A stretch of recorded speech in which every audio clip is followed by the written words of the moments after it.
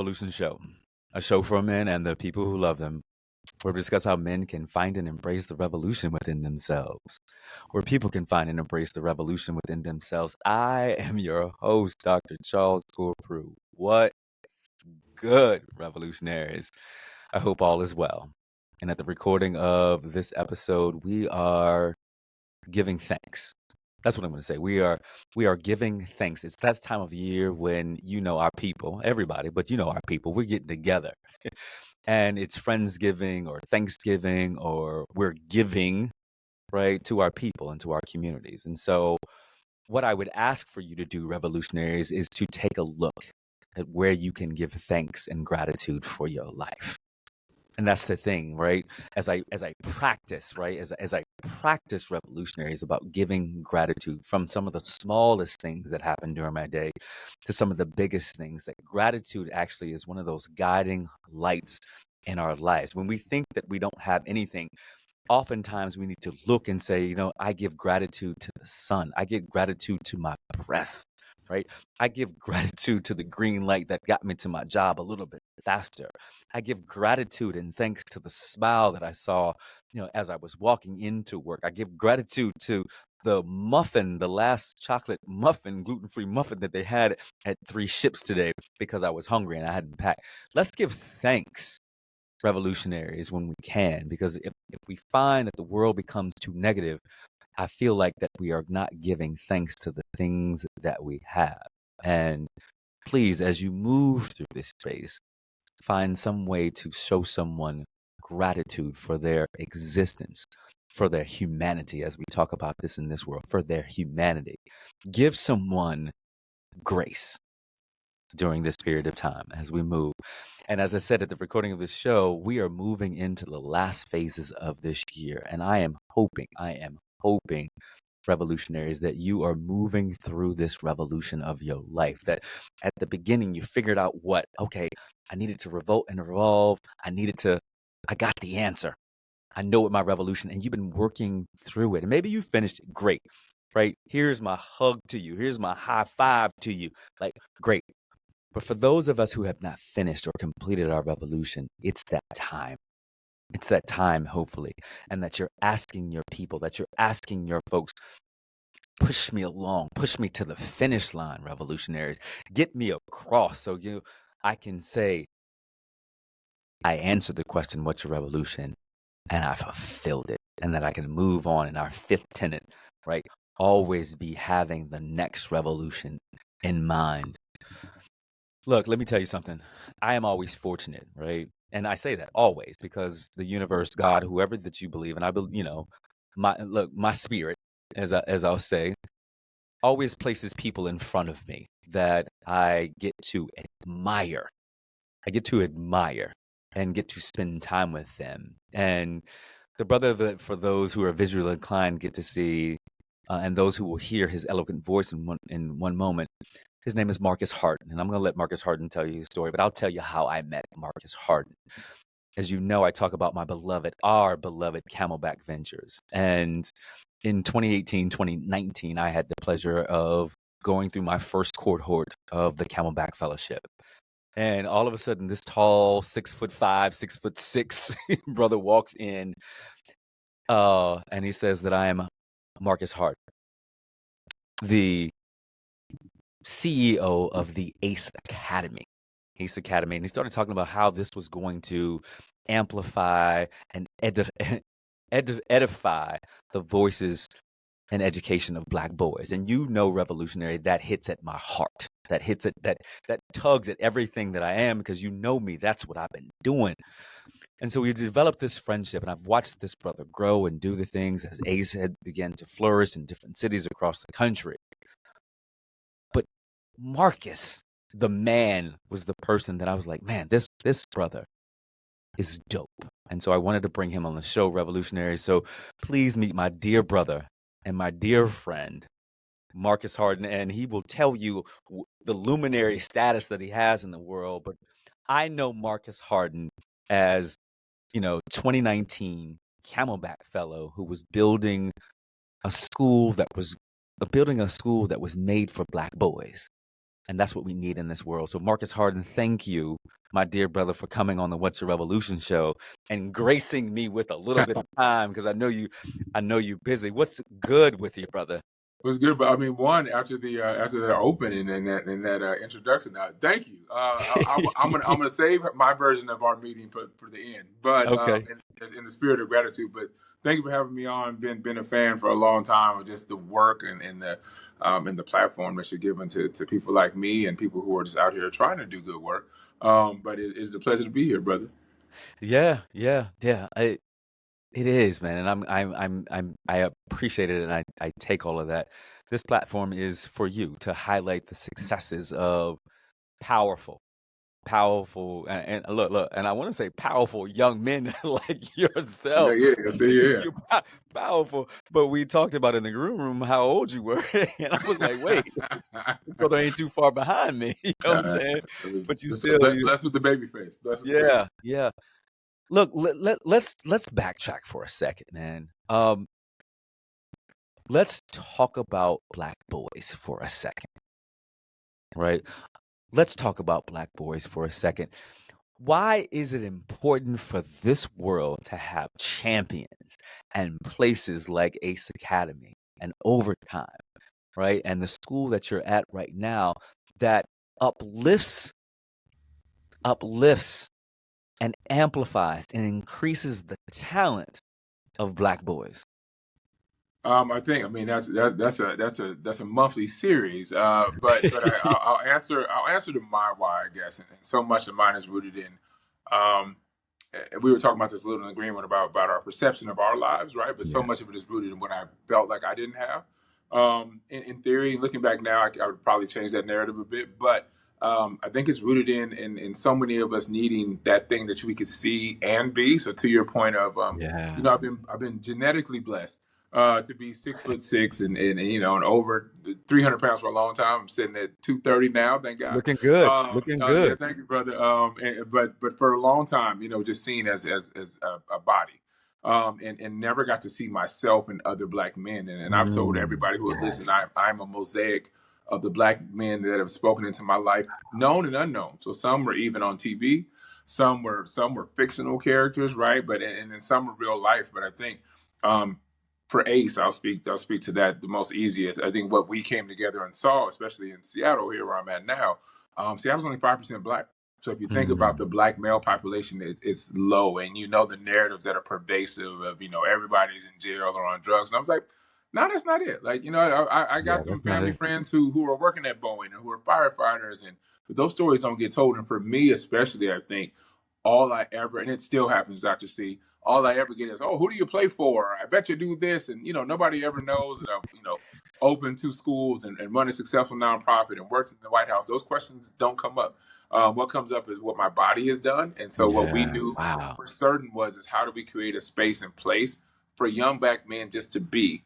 And we've been having this conversation. I just actually had it this morning with my co-founders, but moving from a place of teaching young Black men to fit in to helping young Black men find places where they belong, and Yes. then curating and helping shape places into places of belonging, and not just asking young Black men to fit into the paradigms that people will forever place us in. So, long answer in some No, no, no, respect, but I no. think continually challenging that, and no pun intended, but revolutionizing what it means to be a Black man. And Yeah. I think we're doing that in real time, right? Because I think for so many of us, what is true is that many of our fathers didn't get the opportunity Mhm. to express these portions of themselves, or when they did, it was just in a hobby. They were in the garage, and we got to see them for just a bit. But the stories we told was like, oh, they sacrificed and they went to work, and that part is true. But when they got to come home and they really saw joy, we didn't really get to see that either. So like, it's trying to Yeah. really exude that. I have love tattooed on my arm, right? That's both real, and it's both. I do it to push the paradigm of like, that's the four-letter word I want people to see a 6'6" Black man as. And I just Yeah. actually had that conversation with students today. They're like, Mr. Marcus, you got tats? And I was like, yeah, like love is there, and like what's in it, and it's my students, and it's my nephews that I adopted, and it's my former students who have passed. It's all their birthdays.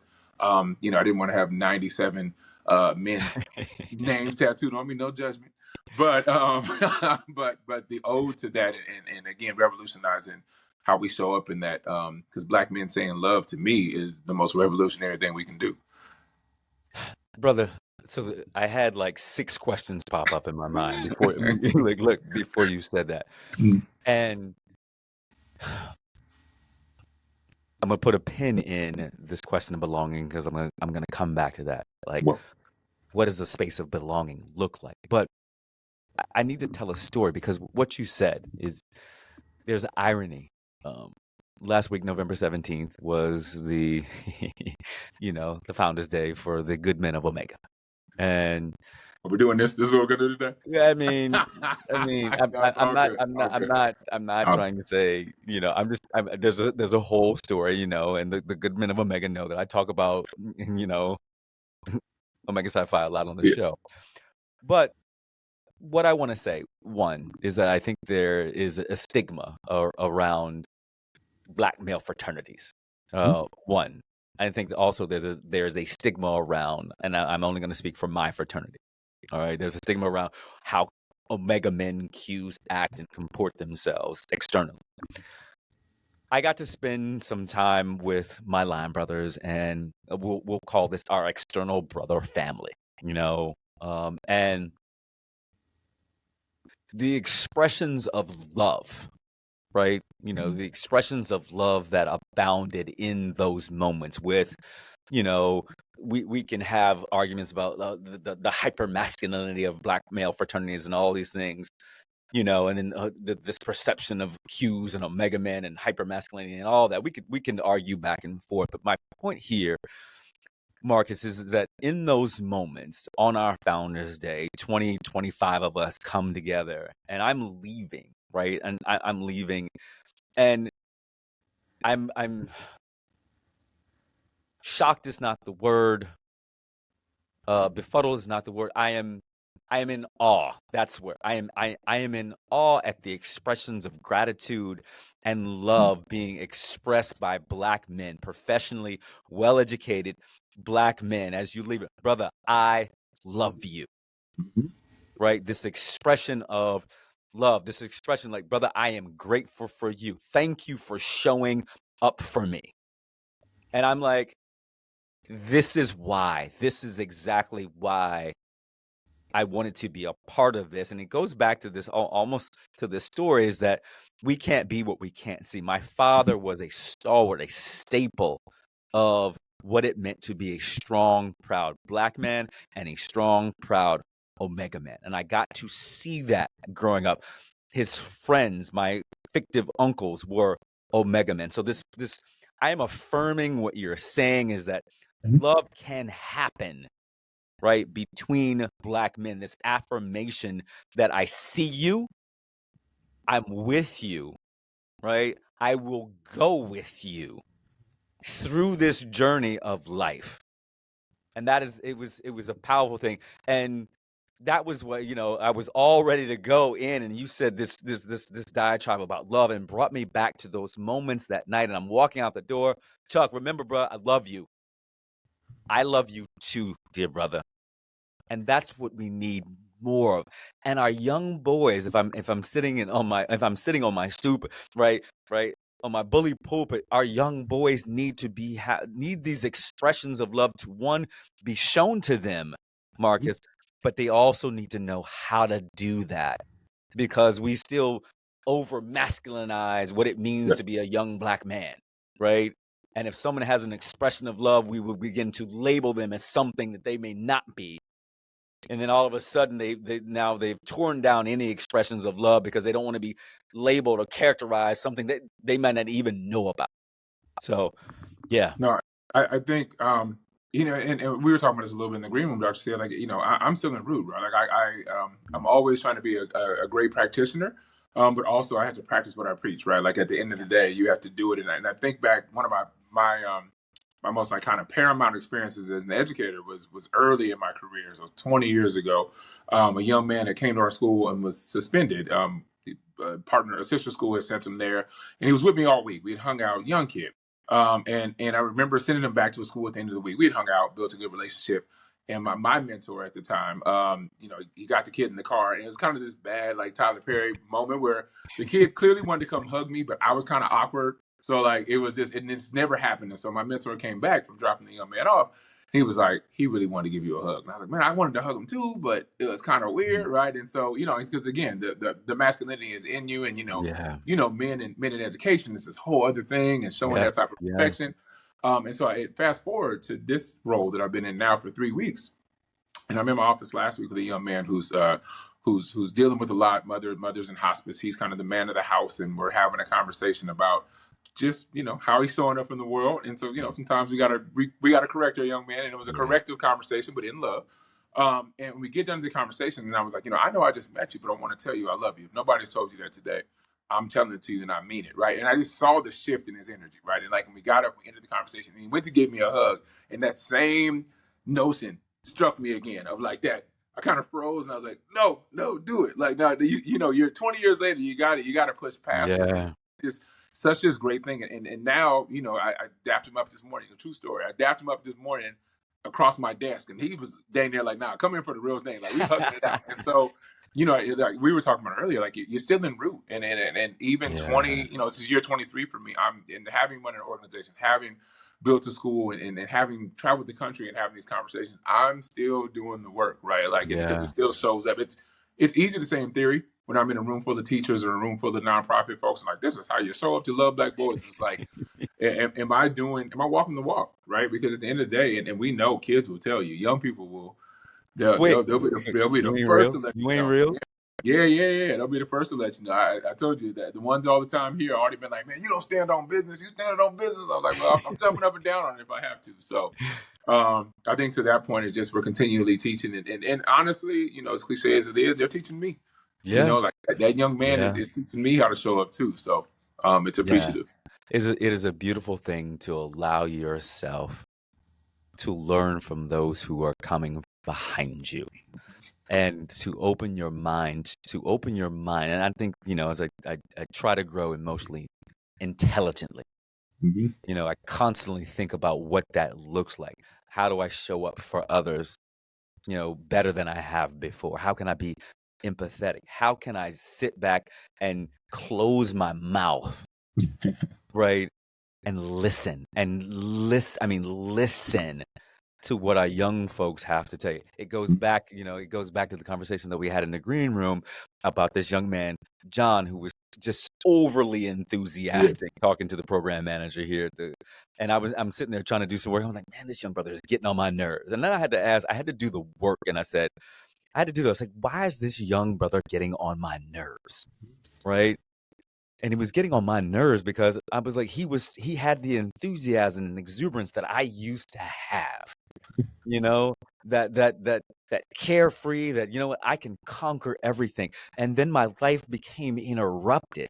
Mm-hmm. And he was a reminder to me, Marcus, what life uninterrupted looked like.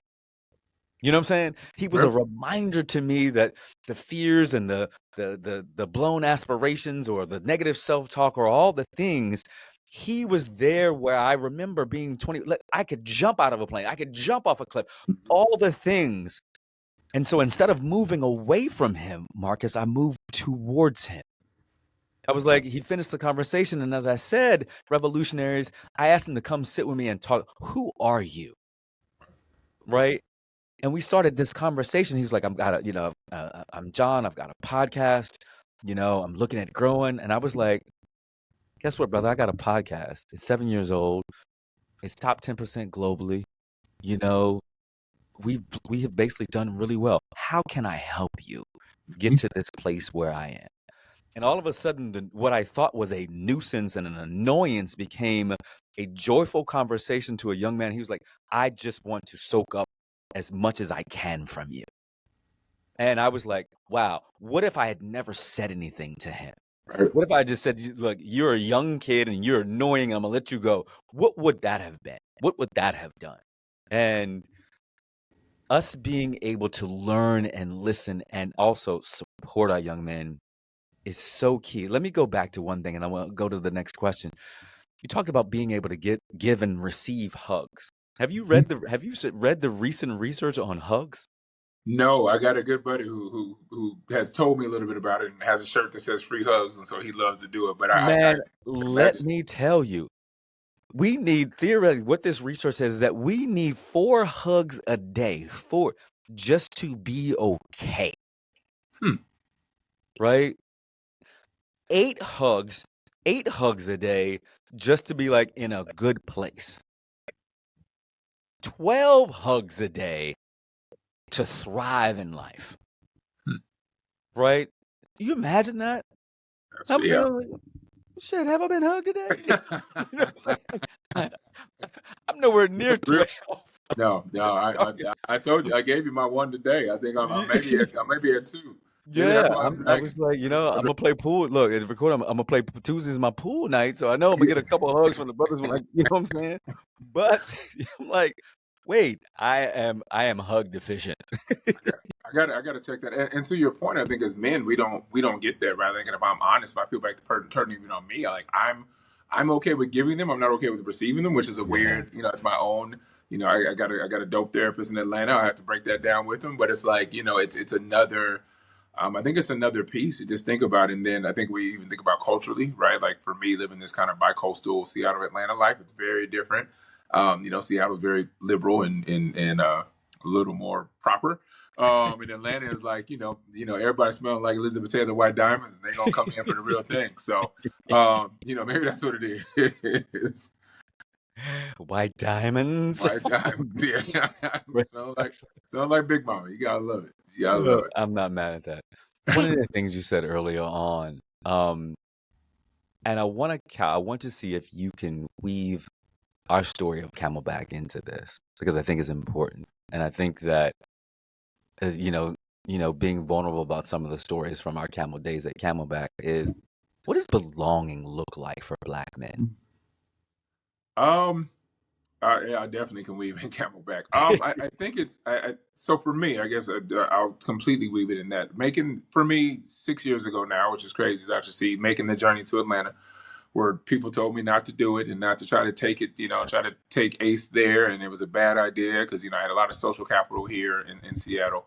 Was scary, right? Like I didn't know anybody. I went there. I pulling back the full curtain. I not to disrespect anybody in Atlanta, but I've often said, excuse me, in Seattle, but you can be mediocre and Black in Seattle and kind of make it just because there's not a big population, right? Like no Mm, disrespect to the great brothers who are and sisters who are doing work here, but population small. You go to Atlanta, everybody Black. The yeah. barber Black, the mayor Black, people been Black. And for me, so much of my identity was tied in was I Black enough? Because Mm, I grew up and went to middle school in different places. I did go to a Black high school, but even then, so even in my late 30s was like, am I coming to Atlanta and will I be Black enough? And so for me, finding belonging in a Black city was huge. I remember being in from the airport into the city, and I literally, as cliche as it is, listening to the Migos, and I was like, "Yep, this is it." I don't know how I'm gonna do it. But Welcome but to fast, Atlanta where the players yeah, play. yeah. Welcome to Atlanta. But fast forward a little to your point, it was a leap of faith, right? Like I first moved there, I hadn't gotten Camelback yet. I was hoping it was coming. And so moved there, and for the first time in my life, found myself hospitalized. I was trying to work out a lot Mm, to get to where I'm at now, and almost died. I was in the hospital for a month and came out and had to do all that and had resolved. And I think I shared this story with you, but coming full circle to like find the environments. I went to the gathering spot, who I always give these yeah. brothers a shout out, and I'm weaving this. Ryan and TK, Yeah. who let me go to the gathering spot and literally walk me around. It's like, this is who you need to know. We love this concept of ACE. We love the concept of supporting young Black men. And these are two young brothers who I thought they was just like working there. I'm like, man, these brothers own it. This is what Yeah. Atlanta's about. Like Yeah. this is powerful Black. He's literally meeting. He was city councilman there, now Mayor Andre Dickens, and doing all those things. So finding those circles to belong to, and moving fast forward to I remember when it was. I remember, and this is I was Yeah. gonna say this for the end, Dr. C, but you asked me to weave it in, so here we go. So I remember literally sitting with negative $10,000 in my Yeah. account because I was stepping out on faith. I was like, okay, God, like you said, this felt right. And I remember waking up one morning and just praying. I just like when you Mhm. say that fervent prayer, like that our people talk about. I prayed so long, I woke up, but it was noon. Like by the time I opened my eyes, I was like, "Hey God, I need you to show up now, because it's rough out here." And I think I've shared this with you. I've told this story about you a lot, and then literally maybe 30 minutes later, you called me. And you were like, "Hey, this is Dr. C." And the way Dr. C, you got that smooth voice. So the way you said it, you were saying like, "Hey, we got our kind of feel of educational folks this year, but your project just spoke to me." Now in my mind, I'm like, "Man, if you're calling me to tell me I didn't get this, you can save all this because I'm about to pack up." And I'll never forget it. Like, and I'm trying not to get emotional saying this, but I hope I've said this to you and about you in the Camelback experience. But you're like, "Brother, you got it." And I wanted to be like, "Man, send that check because I'm out here about to." And I remember hanging up the phone, brother, and I bawled. And I Yeah. bawled because I was like, "Man, God showed up and he showed out." Y'all sent the check a couple hours later because I didn't even know how I was going to get to New Orleans. That's how broke I was. But I was like Wow. stepping out on faith and stepping out in that place. But then full circle, I think moving a little long to answer your question of belonging, my previous role that I just left with overtime, which was completely different. And I'll maybe get to the story of how Ace led into overtime. But those same rooms that those people graciously had me in, those brothers and that sense of belonging that Atlanta gave me, were the same rooms I got to walk into and now sit as peers, right? And got to give back. Yeah. And so got Yeah. to give back to the brothers who gave back to me, got to give back to brothers who looked just like me. And even, when I was first pitching Ace, going to Atlanta and going to the Metropolitan Library and pitching it, and his sister walked up to me, man. She, definitely an elder in the community. She said, "Young man, this thing sounds amazing, and I'm excited for it. But your Seattle money doesn't spend here." And my little feelings was hurt. But then I was like, "Wait a minute." What she's telling me is like, this concept's amazing, but I haven't done enough on the groundwork to understand the needs of Yeah. the young men in Yeah. Atlanta. Because if you understand in Atlanta, if you're born into poverty by fourth grade and you don't escape, as a black man, you're Yeah. not You getting might be out. going to jail. Yeah. Yeah. It, So the it was beds, penitentiary beds are are better based on built on fourth that. grade literacy rates. At least they used to be. Yes. And in Atlanta will trick you because of the blackness, but it's no, it can't escape those realities. And Yeah. so that belonging is what literally in the phone call you gave me, and I think I've said this to you before. I think in a tearful thing in Camelback, but now for the world to see, changed my life. Like it Yeah. literally changed my life. The trajectory of who I was as belonging, the trajectory of who I am as a man, and the things that I've been so blessed to be able to do. Even we talked about in the green room, like, I'm sitting here at Russell and Sierra Wilson's charter school, getting to Yeah. say I'm the co-CEO, which is like, if you'd told me 2 months ago, I'd been like, nah, never. And so even when I complain about life, I'm like, man, kind of blessed. It's first world problems. But also that point of finding that place to belong. And we were talking about books earlier. There's this beautiful book called The Geography of Bliss, and it talks about Geography environment. of bliss. The Geography of Bliss. So it's a Okay. study of there's a happiness institute in Florida. Who knew? Yeah. But it studies it's who knew? But it studies environments, and it talks a lot about places you'll end up going and kind of like how people kind of will go to Bali and just stay, right? And Yes. do that. Mhm. And for me, the Geography of Bliss was Atlanta. It was finding that Wow. kind of place that I belonged, and I think it's why I'm content now to kind of live this dual life at the moment of both places, because Atlanta fed my spirit with like I said, brothers like TK, brothers like Ryan, brothers like Damian Wilkins, who I got to work with at OTE. I got, if I'm doing shout outs, I feel like I got to shout out my trainer Bruce, who helped me lose that 120 pounds of baby fat so I Yeah. can live this healthy life. So those Looking like things you matter. 25. Looking like you 25. But even in Camelback, meeting brothers like yourself, Marvin, man, like Yeah. I'm in awe of him. I know he's been on the show. Aaron, Marvin Pierre. um, Yeah. yeah, Aaron, Aaron is the GOAT, man. He's forever goated. And He is the so goat. I think it's yeah, I'm so humble. I'm so humble. I said I wasn't gonna come in here and cry today, so you're not gonna give me that No, I Oprah moment. appreciate it. But it's I good. think that, yeah, and I think if we're thinking about belonging, what Camelback has done is particularly be one of the first movers in the space and Yeah. that creating a community that its core structure was you belong in this space, Right. right? You are an entrepreneur in education. You are building something that is going to proliferate, not just from your hands, right? Think about that. You're going to proliferate this not just from your hands, but from the hands of the people that you work with, the children and their families. There is going to proliferate. We think about livable wage communities, livable wage jobs, all the things that Camelback has really talked about and amplified. That by creating a community of educators, a community of entrepreneurs, a community of founders, a community of tech founders and believers, right? And juggernauts who said that we're going to go out into the world and build our dreams. And our dreams are those that are going to impact the people that we love and that we serve. But first, that community starts where we are here at Camelback. And, like you said, Aaron took out. He made sure, he and Elizabeth Bates, who was my predecessor, before that, I'm thinking about consciously, when I bring Black and brown and women and non-binary folks together, what does community look like? What does belonging look Mm-hmm. like? Right? Not just being in space together, because you can be, Right. but what is belonging? And I think about, I think about our dear brother Moses. Right, Yes. I think about Yes. who's been on the show, and I mean, literally lit the show on fire. Mhm. Literally lit the show on fire. But and I won't go into the privacy, but I think that what happened in those moments, right? What happened in those moments when strife happened, belonging took over. Yeah. Yeah, belonging took over, and what happened was the community had the ability to say, we are here, We got and you. we got you, and everyone belongs. And that's a beautiful thing when you're starting a venture and you're looking for capital, or you're negative $10,000 in the bank. All of a sudden, I got people.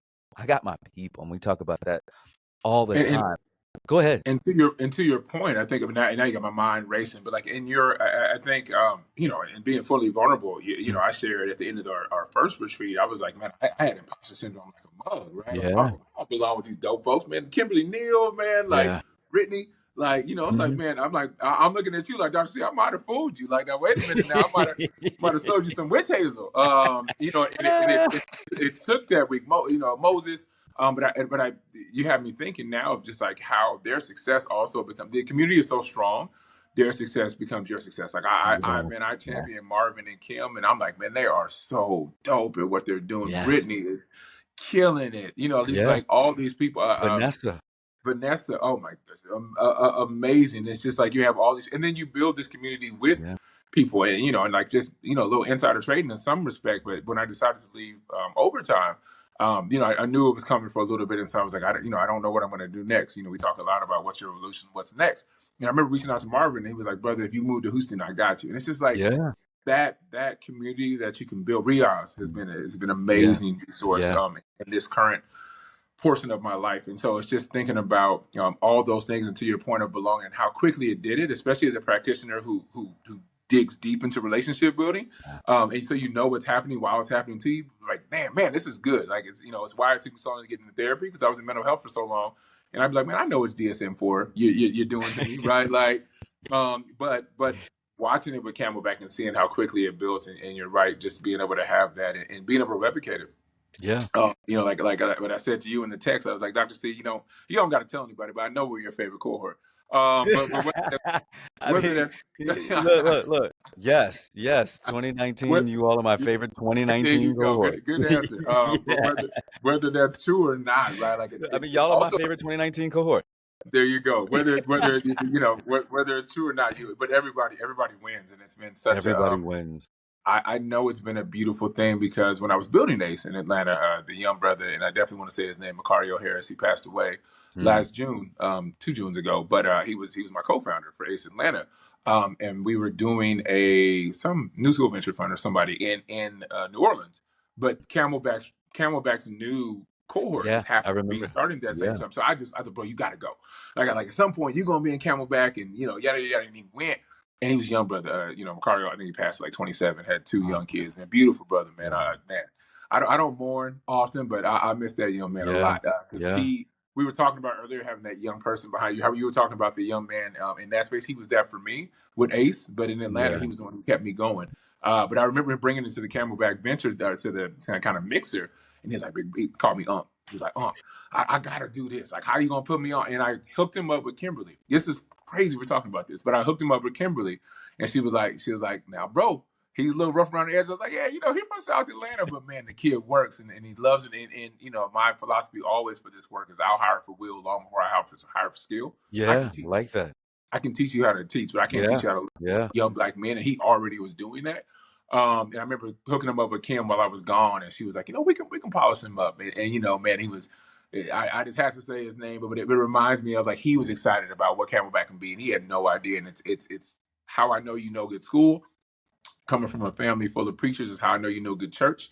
When we did our pitches, I did the one about senses. You can smell it, right? Like it's on the Yeah. tip, and we know Yeah. the power of smell is that's the one that goes straight to the brain, right? There's no passing it up. There's no anything else. And so like Camelback passes that test of belonging. And I think shows like this and school environments and nonprofit environments that I try to build, if nothing else, like I want young people, young Black men, to your point of how do you create it, to walk in and you just know it, even if you can't quite say it, because one of the It things we try to work in feels with our good. young men is like economy of language, right? So much of it is just communication. The studies about men and how we talk and don't talk, but because again, I'm still working on the man in the mirror. I go home and I get real quiet, right? Like being my person, being my partner, being my whatever is hard. As I go home, I'm like I'm spent.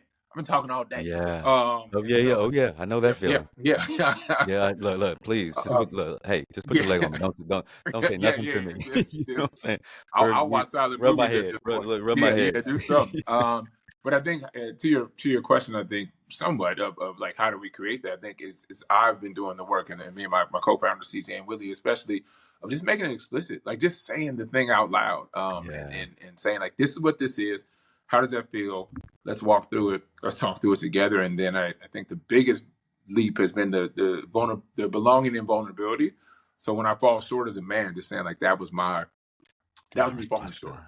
Yeah. right? That was me. Yes. And I'm quick to tell young people, especially young men, like that was my bad. I'm sorry. Yeah. Like We have to. We I have to. and I'm coming and I think you said something powerful earlier. We were talking about. I think it was an agreement. We might have been like this is consistency. Like I'm going to show up. I tell my staff this all the time. I tell my teachers this all the time. If I can't show up and be Mr. Marcus every day, turn it back around. I'll get a sub, or we'll figure it out. Like Yeah. these young men, Yeah. and here's co-ed, but these young men, these young people deserve the best of what you got. And it's I tell my staff all the time. I'm like, we're giving Chick-fil-A service, whether you believe their politics or not. I don't care. But because I say all the Consistency. I time, know what it's gonna taste like every day. I know that chicken yeah, sandwich yeah. and fries But you we know them actually good. go for the experience, right? Because if you went to Chick-fil-A and got Popeye service, you'd be disgusted before you even get the sandwich. No Very shade to much so. Popeyes. Please don't sue me, Popeye. But I mean, there's a difference, and it's really, all the studies show that's what you go for. You go for the my pleasure, and I want young people to walk out of my experience and the experience I'm a part of, and know they got the my pleasure, and know they had a Black man who said he loved them, who showed up as the best he could, and was flawed, but yet was also great in his Yeah. in his in his in his successes as well. So Yeah, no, I definitely appreciate that. Like thinking about what that belonging looks like and creating that space and opening that space to say, I'm looking for belonging. I think there's a yes, vulnerability. I'm looking for belonging. There's a vulnerability in saying that and being okay. I say that usually at the start of the show. Like, I hope that you are finding your people. And at the recording of this show, I had my first Friendsgiving at my house, right? Old friends that I hadn't seen in a while. Alma Mater was playing, they're ranked 18th at the time. We got Friendsgiving going on.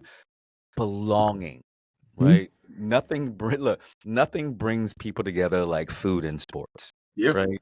And that belonging, and when they were leaving, they were like, "Okay, this is the first annual yeah, Friendsgiving at the crib," and I'm like, "That's exactly what I wanted to do." Sometimes revolutionaries, you just gotta start. You just gotta start small. Things will grow. Camelback started small, and did you know that Camelback is celebrating 10 years this year? yeah, That's yeah. crazy. It's It's crazy. it, it's and to your point, it's a quick story, I guess, even about how I ended up at OT was going through the pandemic, got accepted for ACE, the school started, all those Yeah. good things, or getting the school started approved, and COVID hit, because your Yeah. revolution got to move, and then racism hit. They wanted me to take out all the Black and brown isms. In the Mm. school, and so me, Dr. C, I'm very transparent. So I was depressed, right? Like I'd gone Yeah. 2 years of Yeah. working on this thing and moved, and was like, okay, it's another one of those me and God talking moments. And so I also I'm just very transparent. I had run out of some sweet tea. We'll call it sweet tea. And I got tired of just watching Golden Girl reruns and Miami Dolphins losing. And so I went to this mixer at the gathering spot, and I only really went because I was out of food and I was out of sweet tea.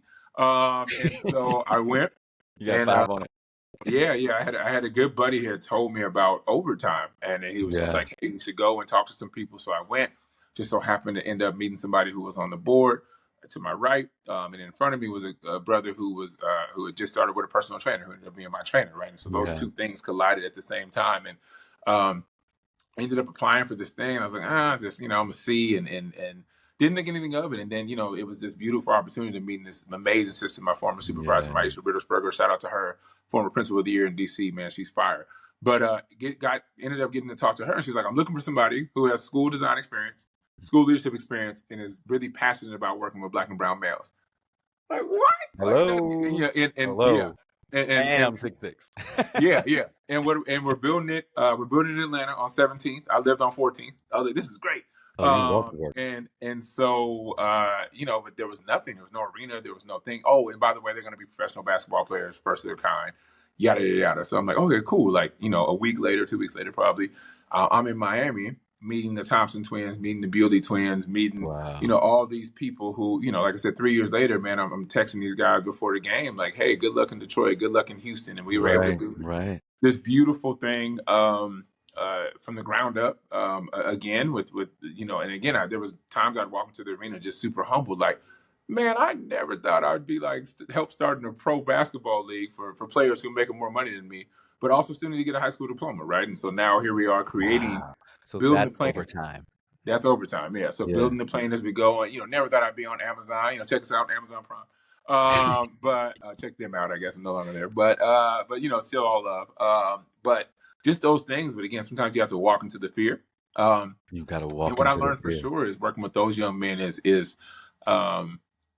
despite the talent, young men from all over the world, right? Alex Sarr, who's projected to go #1 next year, brilliant young man, speaks 5 languages from France, but we're still having the same conversations about life, Dr. C. It's you're thinking about not just like, hey, I might go first in the draft, but hey, I got a little girlfriend. What is this? Or it's still the same conversation. You still got to develop. Yeah, it's still the same conversation. Like, did you shower today?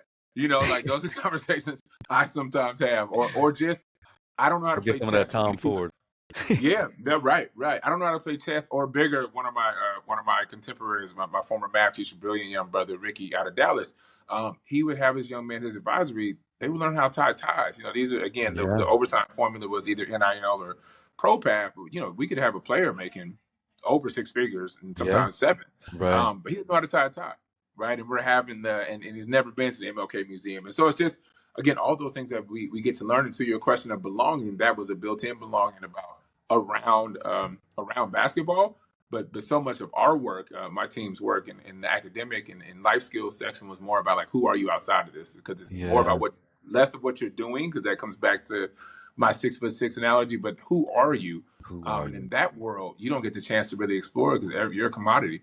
Everybody's looking, like I teared up with Amin and Nassar going 4 and 5 in the draft, but I teared up because I'm like, man, I remember those conversations in the car with them, or late night in the gym, or just life. Like, hey, what do you think about this? Or, what do you think about that? Or family, or these. And I'm like, man, these are brilliant young men who that machine doesn't care per se. But who are you? And we don't get the chance to see so many of it. It's better now. I do think athletes have a better platform now to be able to show who they are, and who they are. But it's still based on their body and what they can produce. Yeah, and hopefully we can give them the insights into when it's over. When it's over on their own accord, or when it's robbed or stripped away from them for some reason. Mm-hmm. What's next in that? What's next? And for some of them, you think about that, right? Like, you could be washed at 24. So now you have, and even if you're not, you got a whole life. What do you do? Yeah. Even the way we talk about LeBron, right? LeBron, let's say when he's done at 41, 42, he's younger than me. He's still got a whole other life to live. LeBron's he got a lot more money than me. Yeah. But, but he all right. He'll be all right. But it's still, I mean, in the recesses of your mind, you're still having those conversations. And again, like I'm always so humbled by even able to tell that story and tell those things. It's like, man, if you'd have told me when you first gave me the call in Atlanta, that 5 years later I'd be starting up a school for professional basketball players, I'd have called you all kind of liars, Dr. C. I'd have questioned all of your credibility. But I believe you sow good seeds and things come your way. Yeah, brother. Look, I often look down at the time, like, where did the hour go? But that also means that I have been able to fan. You know what I'm saying? I have been able to fan, and not only as the host of this show, but to be able to sit back and listen as I do the mental gymnastics to make sure that I'm asking the pertinent questions to illuminate for you and for my revolutionaries that they get everything out of this. But brother, it just like I am in awe. One, as I said, right? I continue to be in awe of who you are as a man, who you are as a human, and that's my word. Who you are as a human, and how you are out moving your revolution forward, right? Impact, as you know, you think about that, and you know what perseverance looks like when you're down to your last dollar, when you're down to your last cent, when you're past your last cent. You know what I'm saying? And what does a comeback look like? You know what I'm saying? Like what Yeah. does a comeback look like? Ari, please And come to the front. you know, Ari, please come to the front. Your rag is here. yeah, On it's cue. all good. It's all look that even fits because as I begin to ask this last question of you, Marcus Harden, right? Nationally renowned educator, founder, right? Humanitarian, philanthropist, father, mentor. What's your revolution? Unconditional love. Yeah, As cliche as it may be, just and I would say this, Dr. C. I think this journey of finding belonging in Atlanta, the greatest part for me was learning to love myself, yeah, and then amplifying that even more. So I've told people even in my personal weight transformation journey or whatever, it was so much of it. I think was shedding the old skin of everything I had to hold mm, on to and really just yeah, loving me. And that's made me so much better to love other people. And I yeah, get so excited to show up in that space, to show up in this space, to show up in any space, and just be a beam for that. And we're both men of spirituality, and so yeah, what I know for sure is God is love, and if I show up as an imperfect image of Him, and can reflect that out, then I'm doing all right. yeah, yeah. I love that. Revolutionaries, as we say on the show, this was a normal show, meaning that this show was amazing, and that's what we do. We do revolutionary things on this show, and we have revolutionary guests, and that's why it's a normal day here at the office for us. That I get to highlight, right, my dear brother and my dear friend, someone that I have been in awe with since the first time I spoke with him on the phone, and then the first time I saw him as he walked into those auspicious offices of Camelback Ventures in 2019, and we moved forward. We moved forward, and we went through a lot together that year. It was my first season, and a lot of growth, a lot of learning, and I don't think I ever got a chance to say thank you, right? A chance to say thank you as you helped me move through some of the most challenging times of my life, right? Leading that fellowship during that time, and learning and growing and looking at what belonging looked like, how to handle stress and strife, and how to lead with calmness. So I say that out loud to you. Thank you. Thank you for your grace and for your leadership, right? And for allowing me to belong in your space, dear brother. Thank you so much.